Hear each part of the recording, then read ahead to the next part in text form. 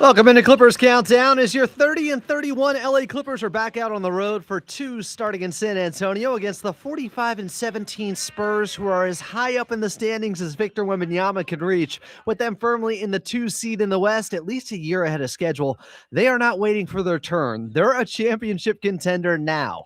Meanwhile, the Clippers, they're going through a bit of a transitional phase with a youth movement and a roster makeover that many thought would set them back initially. But if anything, they've taken a leap forward, and it helps when you still have your superstar in Kawhi Leonard averaging the most points per game of his career.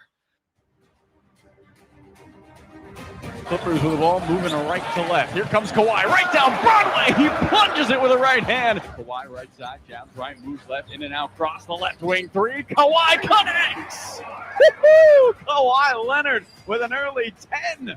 A steal on the other end. Matherin to Kawhi. Red carpet, one dribble, two-handed finish. 8-0 Clipper run. Time out Indiana. The Clippers up 23 behind 18 from a lasered in Leonard. Back to Kawhi on the left side. Spins off Neesmith at the free throw line. Pulleys into traffic. Righty floater falling away. Hits the sides of the rim before it falls through for two. Kawhi straight away on Kobe Brown. Crossing back and forth. Leonard with 26. Pull up three. String music. Kawhi Leonard puts the Clippers up 17. Kawhi led them with 29 in just 24 minutes as the Clippers would make it three in a row with a dominating 130-107 win over the Pacers Wednesday night. But it came with a cost as they've lost rookie center Yanic Niederhauser for the season. So it's one more obstacle to try and overcome during a season of adversity for a team that has yet to give in to the long odds against them, especially after starting 6-21, where tonight, with a win, they have a chance to get back to 500 since digging that hole if they can get a victory in San Antonio. Tip-off between the Clippers and Spurs is just about 60 minutes away. Coming up here on your pregame show, we're going to have Grant Mona on from the Sporting Tribune. But up next is your radio voice of the Clippers and Carlo Jimenez. I'm Adam Osland, and you're listening to Los Angeles Clippers Audio Network.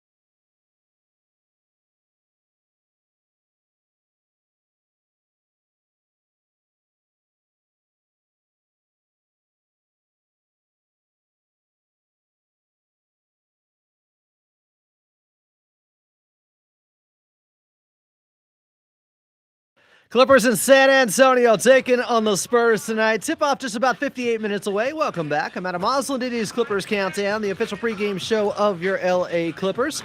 Coming up in a bit, we'll go back in time in Clippers Rewind. But first, back out to the road with Carlo Jimenez and the Clippers. Carlo from Frost Bake Center in San Antonio. Carlo, how are we doing? Adam, what's up? I'm doing great. I'm happy to be here. Excited for tonight's ball game here at the Frost Bank Center. Clippers and the Spurs for the first time all season, which is hard to believe, but that is what's going down here today. And the Clippers' little quick two-game trip got Memphis tomorrow night after an 8:30 p.m. tip local time here in San Antonio. So I'm excited, Adam. Long day ahead, but a lot of fun basketball will be had. Clippers on a 3-game winning streak. We'll get into the game against the Pacers, but do want to first talk about the diagnosis with Yanic Conan Niederhauser, who unfortunately took a tough fall early in the second quarter. Has a Liz Frank injury with his right foot. He's out for the remainder of the season. Look, it's a tough blow, obviously, for a team that has had to go through so much adversity and for a young player who is really starting to come into his own a little bit here, Carlo. We're hoping for a speedy recovery. We will see him next season. The bounce will be returning, but absolutely gutted for Yanic, one of our favorite players to watch out there. Yeah, I mean, it felt like he was really blossoming before our eyes, getting that extra opportunity with the Ivica Zubac after the Ivica Zubac trade. And he was just so easy to root for, a guy who played hard the entire time. We talked with Dante Jones before that last game, and he said really he plays at an elite speed up and down the floor, and that kind of changes how we're able to play. So really unfortunate for the Clippers, really unfortunate for Yanic Conan Niederhauser, who had a nice message on Instagram about how he said he will be back and healthy soon. The Clippers are wishing him a speedy recovery. And you just hope that, he's able to continue to have that elite level of athleticism, which I think what's great about, there's nothing great about injury, but with this injury is we've seen guys like Chet Holmgren recently have an injury like this, come back and still be an all-star this season on a number 1 seed in the Oklahoma City Thunder. So no reason to believe that Yannick shouldn't be able to come back and be his full self. It's just tough because there was so much momentum building towards what he could be. And it felt like, Adam, with every single game, Yannick got just a little bit better for this Clipper team. Going to miss him a lot on the hardwood, hoping him all the best. And can't wait to see him again for another big-time dunk in transition. And, his teammates even looked a little bit rattled for about, 12 minutes from the end of the second into the start of the third quarter. But they did respond after a couple of Jay Huff three-pointers on Wednesday night by the Pacers to start that second half. It was a 6-point game after they led by 23 in the first half. And then the Clippers kind of reestablished themselves. And it was really their leader in Kawhi Leonard getting it going again, getting them point back in the right direction in that third quarter.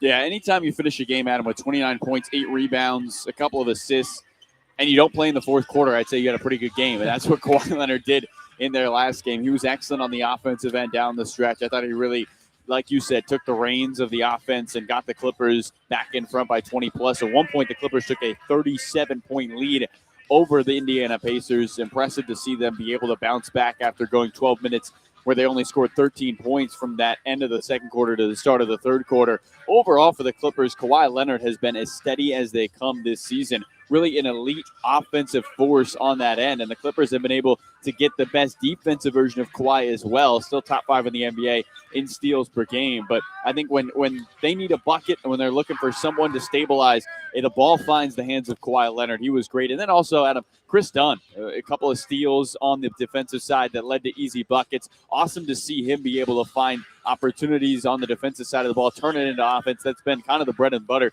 for Chris Dunn. And the Clippers as a whole this season is turning defense to offense. Thought those two guys really sparked the Clippers when they were looking for something after going that extended stretch where they really didn't score. I believe you had it, but they went 8 minutes with about 9 points at the end of the second quarter. And then you talk about the big men for this team. They're going to need more out of Brook Lopez, Isaiah Jackson as well. But Brook Lopez, he had 17 points. It kind of flew under the radar a little bit. He only hit 1 3-pointer, but 7 of 12 overall from the field. Like that performance from Brook out there, they're going to need even more from him now. Yeah, you're going to need him. And every time Ty Lue has been asked about Brook Lopez's performance, he's always talked about the defense, always talking about how he feels like Brook's interior defense has been really good. But you're right, Adam. There hasn't been a ton of conversation about the offense of Brook Lopez just because it hasn't felt like the Clippers have needed it in a big way. Without Yannick, who has been giving you about 6 points a ball game his last couple, I'd imagine Brook to really take the responsibility a little more on the offensive end, understanding that he has to be a center who can step outside, shoot a shot, who can get inside, get to that floater in the painted area from about 10 to 15 feet with the right hand. Been impressive to see him continue to find comfort on this offensive group. And he spoke postgame about the different roles he's had, right? Coming off the bench, then being a starter. Now he's going to be a starter who, as Ty Lue talked about when the Clippers were in Houston, going to have to find a way to not play him 32 minutes, but need him to be really impactful when he plays. The Clippers might have to play him 32 minutes now with the injury to Yanic Niederhauser. He's talked about the fact that it's been easy to adjust to so many of those roles because everyone in the locker room has the same objective, and that's to win games. And it's good to hear that from a leader like Brook Lopez, understanding that, look, his role might have changed, but the group's objective hasn't changed. There's no egos or agendas in that locker room, and that's helped him find a way to step into different roles that they've needed throughout this season. Clippers in San Antonio taking on the Spurs. Tip-off just about 52 minutes away. Carlo Jimenez on the call. More with Carlo coming up next. We'll talk about Isaiah Jackson stepping into a role now coming off the bench as one of the big men for this Clippers team. I'm Adam Osland, and you're listening to Clippers Countdown right here on the Los Angeles Clippers Audio Network.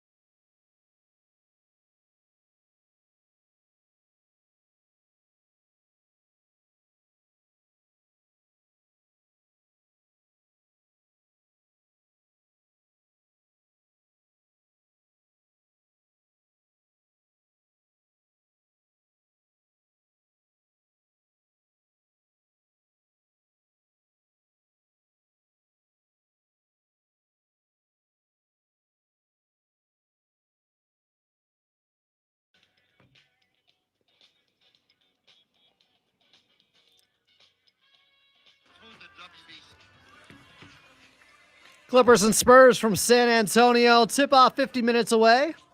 Coming up, we're going back in time in Clippers Rewind. But first, back over to Carlo Jimenez. Carlo teased it there before the break, but Isaiah Jackson really acquitted himself well in those 18 minutes. Obviously, the game got away from Indiana, and the Clippers were pouring it on a little bit. But I was impressed with just how smoothly he transitioned into that role and kind of got comfortable in the game very quickly for a guy who hasn't played much yet with this team. Yeah, it's something that Brook Lopez also brought up post-game in the locker room, that he was really impressed with Isaiah Jackson's ability to be cerebral, pick up things quickly, then apply them in the middle of the game. And I think that's going to be key for him. You look at this Clipper team, Adam, they're down the stretch here, 21 more games. There's not a ton of practice time in a month in which you don't have 2 days off in a row here in March. So Isaiah Jackson is going to have to pick up things on the fly. That's going to be key for this Clippers team. And I think more importantly, Adam, the Clippers have to find a way to continue to put him in positions to succeed. Ty Lue talking earlier that he feels like his energy and his all-out effort is going to mask a lot of his mistakes on the offensive and defensive end. That will be big for this Clippers team, big especially against San Antonio, who's got Luke Kornet and Victor Wembanyama. But I think Isaiah Jackson's intensity and energy kind of match the culture the Clippers are building here, where they play hard all 48 minutes. He should be a seamless fit with this group. Yeah, offensively, he reminds me a little bit of Montrezl Harrell, not the roller to that degree before Montrezl had the injuries, but when he was with the Clippers, obviously very special pick and roll player.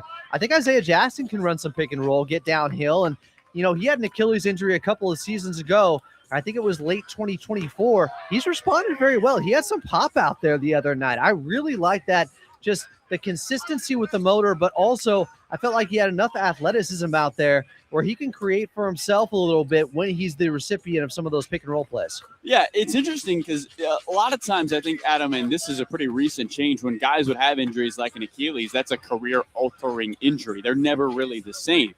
But medicine has come so far. I mean, there was times in the past where if you had Tommy John, you've stopped playing baseball. Now guys are, when do I have Tommy John? Yeah. Because I often come back better when after Tommy John surgery. The advancements in medicine, especially in sports, are just so incredible. I just watched Jason Tatum almost dunk the ball 10 months after recovering from an Achilles injury. So I think Isaiah Jackson's pop and spring out there hopefully continues to get better as he plays more and hopefully gets that past self. But you're right, Adam. It just feels like there's an opportunity for him to really blossom. Obviously, somebody who's on a contract the next couple of years, so he's not really trying out for anything, but he is trying out to see if the Clippers maybe want to have him as their backup center going forward. I don't know how the timetable is for Yannick's injury recovery. Will he be ready to start next season? Not totally sure on that one. So is this somebody the Clippers are going to have to lean on for next year? But I think what he does give you, Adam, is he fits the mold of this Clipper team that's playing faster. That's playing faster with Darius Garland, with Benedict Mathurin.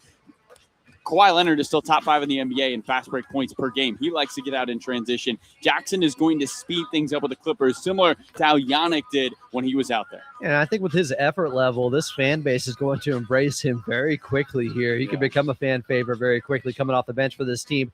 Somebody else who was going up against their former team in the Indiana Pacers, Benedict Mathurin, 8 of 11, knocked down a three-pointer, had 23 points, and really hit some tough shots. That little double clutch baseline jumper that he hit against the Pacers, he was making his former team pay a little bit on Wednesday. I don't think anyone's had a smoother transition to their team than Benedict Mathurin, Adam. I mean, he has led the league in bench points since the All-Star break, averaging almost 20 a ball game. He's been so good since the trade deadline. He's been so good for this Clippers team. And even he said at postgame, he feels like he's in a more comfortable role and he's in a style of offense that fits how he plays a lot more. Ty Lue will often play to the strengths of his player. This isn't the Warriors where, hey, we're going to cut off ball and that's the action we run, or the Boston Celtics, which is a lot of high pick and rolls with Jaylen Brown and Jason Tatum. The Clippers will adjust how they want to play to what the strengths of their team is. That's just the way Ty runs things. And for Benedict Mathurin, Ty Lue has put him in positions to succeed, and he has succeeded at an elite level. Inside the three-point line, Adam, Benedict was 8 for 9 yesterday. I mean, incredibly efficient on the offensive end for this Clippers team. Clippers taking on the Spurs in San Antonio. Carlo Jimenez on the call. Tip-off about 45 minutes away. Coming up next, we're going back in time and Clippers Rewind right here on the Los Angeles Clippers Audio Network.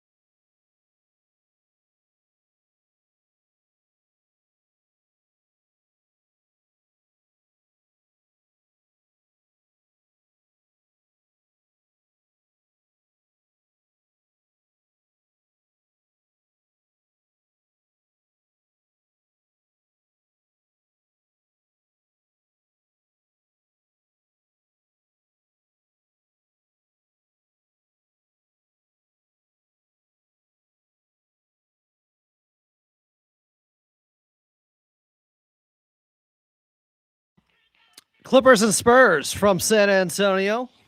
Tip-off 42 minutes away here on Clippers Countdown. I'm Adam Osland. Coming up in just a little bit. We'll get your player to watch here. But first, we're going back in time in Clippers Rewind here. We're going back to Christmas Day of 1992.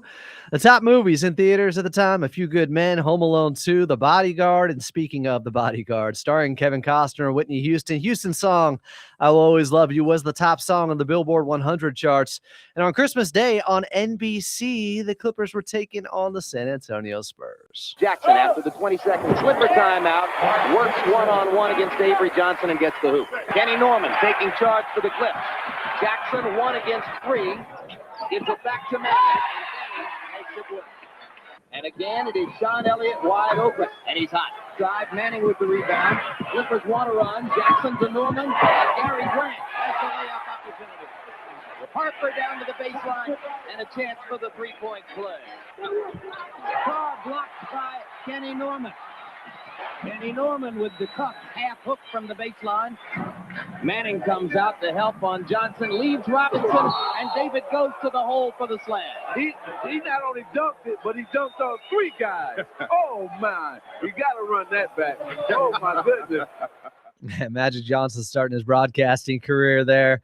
You also heard, of course, the Admiral, David Robinson, a big throwdown. He had 21 and 11 boards, unfortunately, helping the Spurs to a win over your Clippers that day. But listen to some of those names. You had Mark Jackson, Ron Harper, Danny Manning, Kenny Norman. Clippers team was led by Larry Brown. They went 41-41 before losing to the Houston Rockets in the first round of the 1993 NBA playoffs. Clippers in San Antonio taking on the Spurs tonight. Tip-off 40 minutes away. I'm Adam Osland. Coming up, your player to watch. You're listening to the Los Angeles Clippers Audio Network.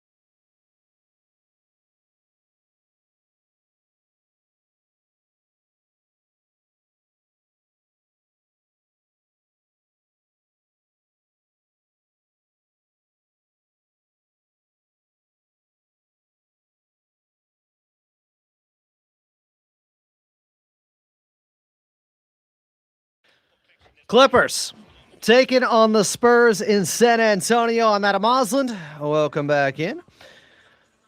You know what? While we have a moment, let's pause 10 seconds for station identification here on the Los Angeles Clippers Audio Network. This is LA Clippers basketball. AM 570 KLAC Los Angeles, 98.7 KYSR HD2 Los Angeles, an iHeart radio station. Coming up, we'll get to your injury report, and we'll talk more about Yanic, Conan Niederhauser, and the Liz Frank injury he sustained to his right foot. But first, this is LA Clippers basketball. Watching this guy play right now is really something. Players to watch. I'm going with Isaiah Jackson here, who had 10 points in 18 minutes off the bench against his former team in the Pacers on Wednesday night, backing into a dome, 4 of 6 shooting. Got the float game going, had a couple of putbacks on misses, heart, hustle, energy, just a great motor for this team that plays the right way. A guy who plays with high effort. I think a lot of you guys are really going to come around to loving what you're seeing from Isaiah Jackson in a Clippers uniform because you're going to see him for a bit. His contract isn't expiring after this season. It goes 2 years after this one. It's on a cheap, cap-friendly type of deal. I believe just under $7 million per year. But Isaiah Jackson, the type of guy the Clippers were looking at, in fact, they were looking at him coming out of the draft a few years back. He's still only 24 years of age. Yes, he lost a little bit of athleticism coming off the Achilles injury, but we'll see how much he regains. I thought he had plenty of pop and athleticism that he was showing off against the Pacers in that 130-107 victory on Wednesday. Coming up next, your injury report and more. I'm Adam Moslin, Clippers and Spurs from San Antonio, and you're listening to the Los Angeles Clippers Audio Network.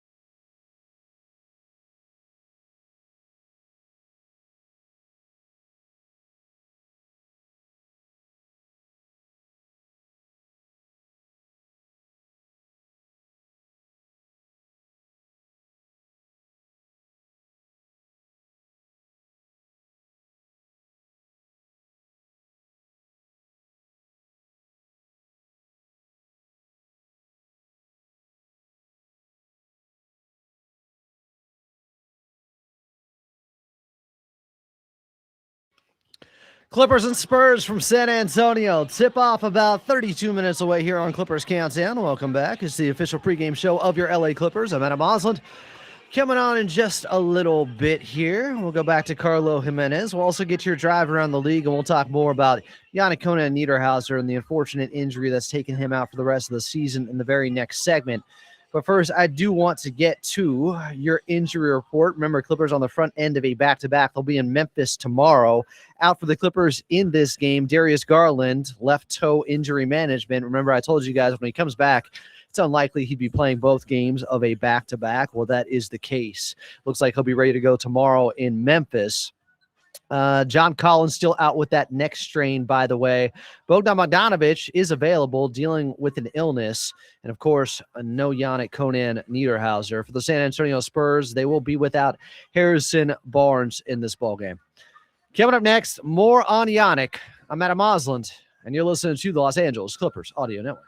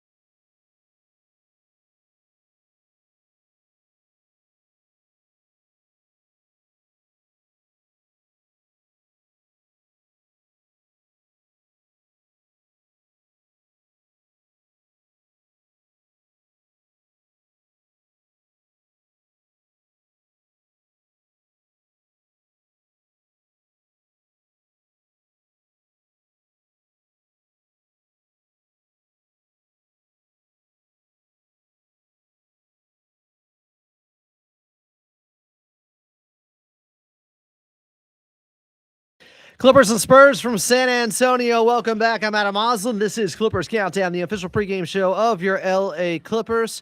Coming up, we'll get to your drive around the league, but first, we got to talk about it. Unfortunately, Yannick Conan Niederhauser is out for the season. The news came down around 8 o'clock p.m. Pacific time last night that he has a Liz Frank injury to his right foot, which could mean he has ligament or tendon damage. It could mean he has bone damage to the middle of his foot. It could mean both. We don't know the full extent of it. So he was coming down after going for that block shot early in the second quarter, showing off the spring, the athleticism, the explosiveness after he had the alley-oop dunk to end the first quarter off the pass from Darius Garland Wednesday night against the Indiana Pacers. Really was ascending. Not just with his leaping ability, but turning a corner.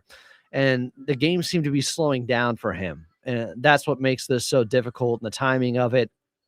I know it's brutal, Clipper Nation. People started to bring up, Bill Walton and guys who are injury prone with the Clippers, and Danny Manning tearing his ACL, Blake Griffin missing his rookie season, Sean Livingston in that horrific injury. Luckily, it's nothing to that extent.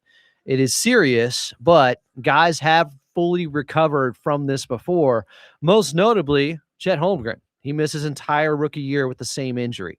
Again, we don't know the specifics, but he had a Liz Frank injury. He was out for the entire year with the Oklahoma City Thunder, then returned and played all 82 games.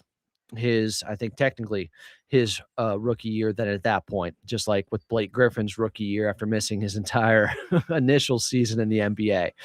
So this is a team that has had to overcome so much already this season. Remember, when they started 6-21 with the Clippers, you had Kawhi Leonard out 10 straight games early on. They lost Bradley Beal 3 games in. They lost Derrick Jones Jr. for about 6 weeks. The first time he had the sprained right knee from being banged up by the Boston Celtics. Then it happened again soon after he returned. Thankfully, he's come back and recovered fully. Did you see that reverse dunk he had in the first quarter the other night?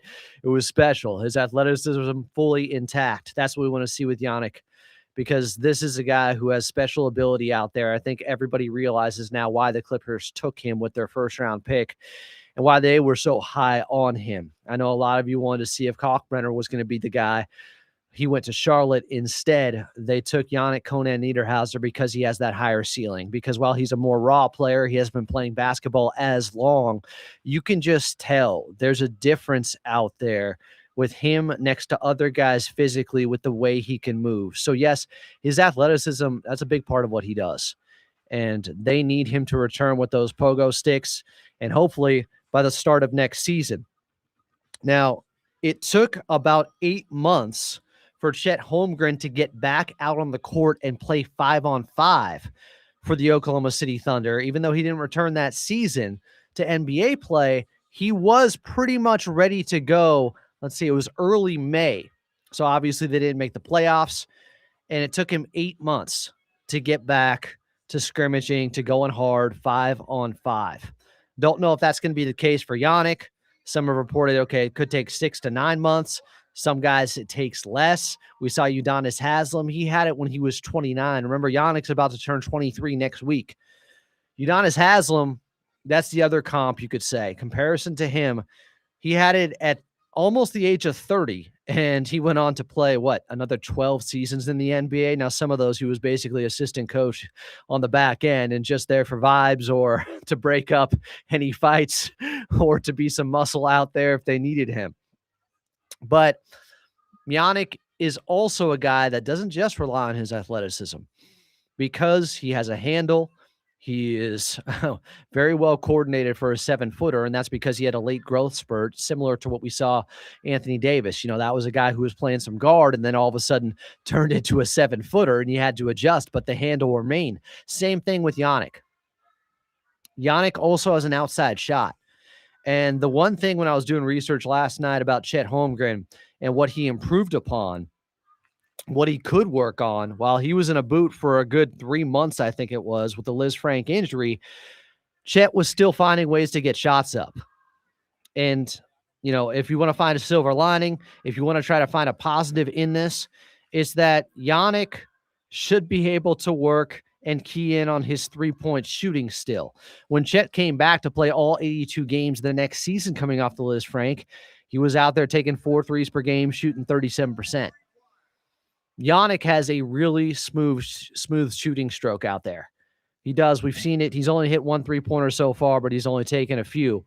And the Clippers feel like, and it was really encouraging to hear this from Coach Lou, that he has a special ability there that they want to tap into. They're not trying to discourage him or say, hey, just play in the post, just figure that out first. They know Yanic could possibly be a unicorn type of player. That's what we're looking at. That's what makes it so devastating to see him out. But not all is lost. He's going to be able to get shots up. He's going to be able to perfect his shooting stroke. He could improve from 3. So when he comes back, he's even more comfortable in that respect. And then you're just hoping he has the same level of bounce, because it is effortless.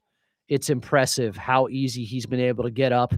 And maybe it was too easy because he was trying to block every shot out there. And I know some of you guys were criticizing and say, well, maybe he was doing a little bit too much, and that's what led to the injury. Look, you don't put a governor on a guy like that that's willing to play that hard and protect the rim. You could see it the last couple of games with the Clippers. Teams were starting to shy away from going to the interior because Yanic was coming for everything against Golden State and early against Indiana. So he was really starting to come into his own. The timing of it, it feels like Clippers luck, Clippers curse, however you want to put it. But we're hoping there's a pot of gold at the end of the rainbow here. There is going to be a positive that comes out of this. We know he's out for the rest of this season. We don't know how long it's going to take to come back from this. Will he be back for training camp? Will he be back to start the regular season? Will it be later, maybe in December? That would be about 8 months from now. That's what the timeline was on for Chet Holmgren, but everybody's different. He was, I think, 2 years younger than Yannick is right now when he sustained the Liz Frank injury. But that's the best player comp we have for a guy that's somewhat similar to Yannick. Now, Yannick obviously has a good 50 pounds on Chet, and it is scary to see a big man have foot injuries. Now, it's not the same as Bill Walton, back in the late 70s or anything like that with modern medicine, what we talked about earlier with Carlo Jimenez and the stuff guys recover from nowadays. ACL at times is just like a rite of passage, the same as Tommy John. It's very easy to beat that type of injury. And Achilles would have been more serious when you're talking about losing athleticism. That's what we've seen a little bit of with Isaiah Jackson, who now is going to have to step in to more of a starring role, coming off the bench and likely playing 15 minutes a night, but he's capable of that. He's been doing that for a while. He had, I think, last December, a torn Achilles. That would be December of 2024, I should say. And now he's back, and he's really just starting to figure it out, I think, again. Because this season with the Indiana Pacers, he had played in 13 games, started 14, playing 17 minutes per night, getting basically 6 and 6 that he was averaging. So if you extrapolate that out to per 36 minutes, that's like 14 and 12. So he was productive when he was out there on the floor. He hasn't played close to big enough minutes yet with this Clippers team. He's only appeared in 4 games. But last time out on Wednesday, you saw what Isaiah Jackson could do, and he fit in very quickly. In those 18 minutes, 4 of 6, 10 points. He also had a couple really nice assists out there. He talked with Carlo Jimenez post-game, and I think he's really excited about the opportunity to get back into the rotation, and he's going to be back. Like, he's going to be firmly in the rotation moving forward now because they need him. Without obviously Ivica Zubac in Indiana, Brook Lopez is your starter. Isaiah Jackson's your backup. They don't have John Collins on this trip to be in the front court to play small ball 5. Maybe they try some of that tonight with Nico Batum. They've been keeping his minutes down. He only played 5 on Wednesday. We'll see. But this is a huge opportunity for Isaiah Jackson to show what he can do to really ingratiate himself to this fan base. Because he can play, and the Clippers, they were interested in him coming out of college. They scouted him hard. They like the motor he plays with, the level of energy, toughness, competitiveness. He has a competitive streak in him that screams, this guy's a Clipper. He wants to play hard all the time, both ends of the floor. So I think very quickly here, Clipper Nation is going to warm up to Isaiah Jackson and realize what they have here, because his contract goes 2 years after this season, and it's a cheap, cap-friendly contract. So I think he's going to perform well. I think he's going to help this team win games. Hopefully they can find a way to get one tonight. Do it for Yanic, your fallen comrade out there, out for the rest of the season. Clippers got 21 games left in the regular season, starting tonight in San Antonio against the Spurs and Victor Wembanyama. Tip-off is just about 18 minutes away. I'm Adam Osland. We'll get you a drive around the league next here on the Los Angeles Clippers Audio Network.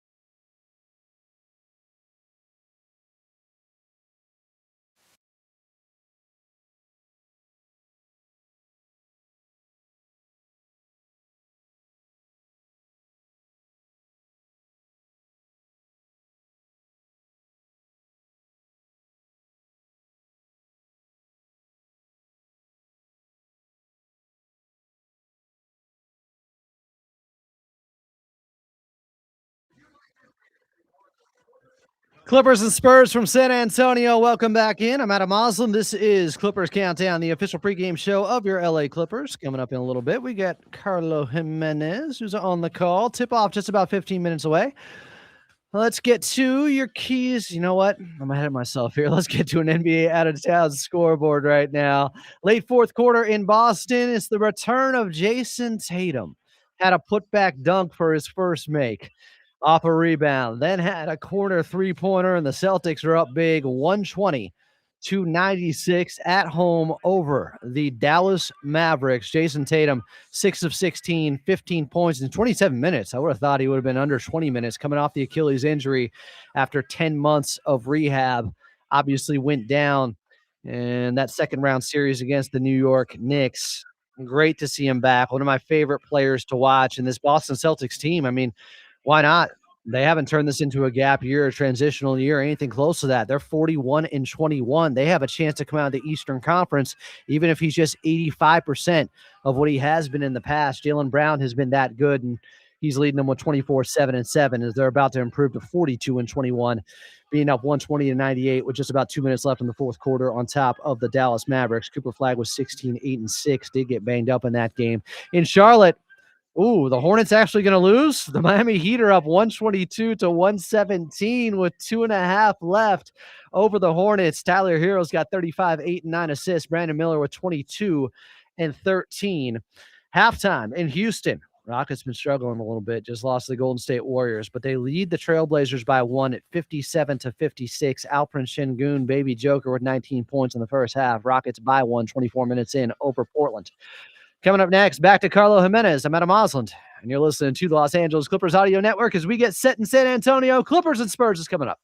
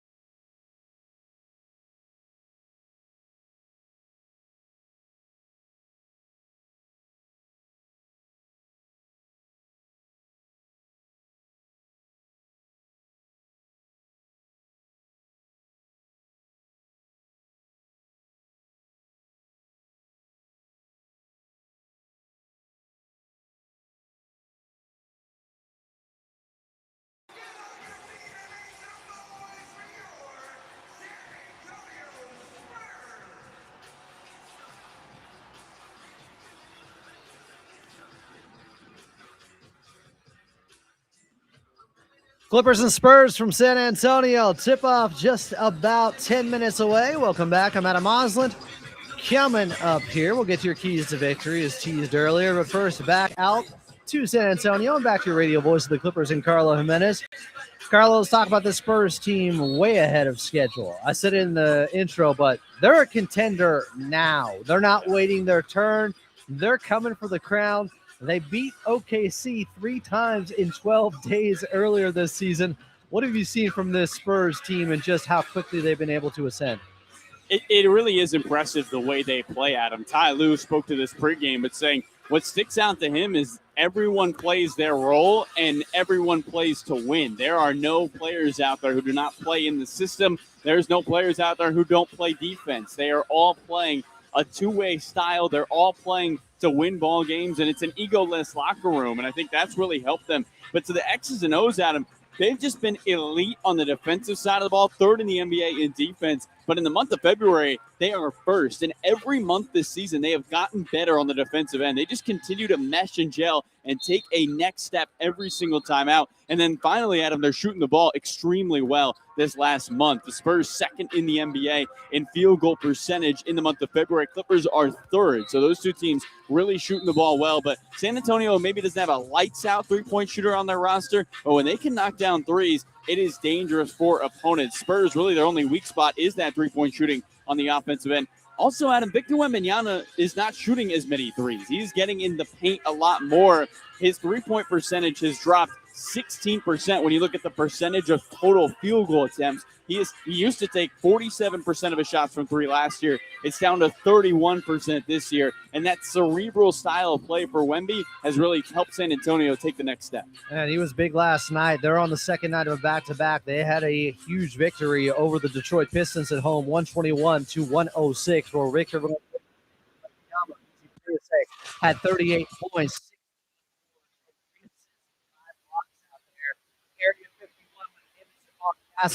I think what impresses me most, Carlo, is there was a time we thought they might have a surplus, a glut of guards, and how are they going to make it all work? Instead, that's a strength for them right now. They have so many guys that can beat you off the dribble. They're just so tough to guard out there. So tough. I mean, their second overall pick, Dylan Harper, Adam, plays the 8th most minutes on this team. But he's still playing 22 minutes a night. So they find ways to get guys involved on the offensive end every single game. Really impressed with the way they balance this rotation. I think you have to give a lot of credit to a guy like De'Aaron Fox, right? He's the face of the Sacramento Kings franchise. He comes here to San Antonio and plays his role and doesn't care that he's not the face of the franchise. Understand this is Wemby's team. And when you see a guy who was an all-NBA player a couple seasons ago be able to say, you know what? I'm okay. You guys run the show. I'll just do what's needed. Well, then everybody else kind of has to fall in line. And Mitch Johnson has talked about how really Fox set the tone, and he's been able to coach this team extremely hard because De'Aaron Fox does not care about being the main guy or getting the most shots. And it's reflected in the numbers, 18 points a game, but not nearly towards the 24, 25 he was averaging in his time in Sacramento. So impressed to see this group really play hard. Obviously, the draft luck they have. I think every team in the NBA would love to have a couple of top 5 picks on their roster. But then they've also drafted well, Adam. I mean, 7 of those 8 guys on the team are draft picks by the Spurs. 7 of them are first-round picks of the 8 draft picks on the roster.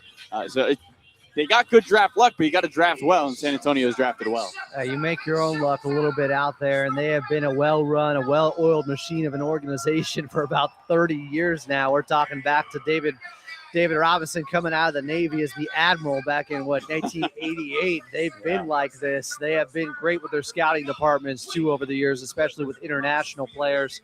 Victor Wembanyama along those lines. Let's go back to the Clippers, though. Mentioned it a little bit earlier. We talked about Isaiah Jackson. They could need a lot more from him. Maybe he'll be playing 15 minutes a night moving forward, if not more. I do wonder, because they don't have John Collins tonight. Obviously, he's not with them on this road trip, Carlo. If they try Nico Batum at all to throw out a little bit of a small ball 5 lineup, he obviously knows Victor Wembanyama very well. He plays with him, obviously, in the French national team. And early on in Victor Wembanyama's career, he had a few opportunities against him and actually had some success. Not easy.